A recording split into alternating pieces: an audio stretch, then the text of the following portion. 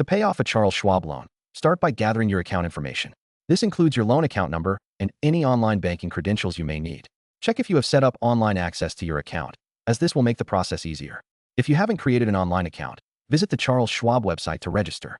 Once you have access to your loan account, log into the Charles Schwab online banking portal. Navigate to the Loans section, where you should see details about your loan, including the outstanding balance and payment options. Take a moment to review your loan's terms, such as the interest rate and monthly payment amount. This information is important for understanding the total cost of your loan and when it's best to take action. To make a payment, select the option to pay your loan directly from your bank account. Enter the payment amount you wish to make and choose the date you want the payment to be processed. If you would like to pay off the loan in full, ensure that you have sufficient funds in your checking account to cover the remaining balance. Additionally, it might be a good idea to contact customer service to verify that no other fees or penalties will apply for early repayment. After confirming your payment details, submit your payment and keep a record of the transaction for your personal records. If you have opted for automatic payments, monitor your account to ensure that payments are deducted correctly each month.